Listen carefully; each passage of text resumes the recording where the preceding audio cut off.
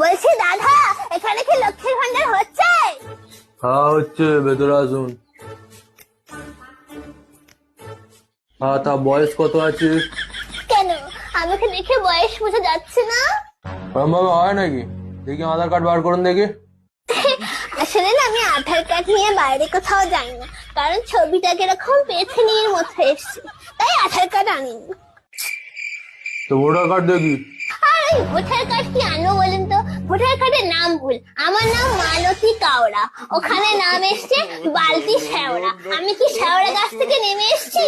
ওই জন্য আমি কিচ্ছু আনিনি, আমি একাই চলে এসছি। তো কিছু যেগুলো আনেননি, আপনি এসছেন কেন? আপনি বাড়ি যান। কিরকম মুখ করছে দেখো।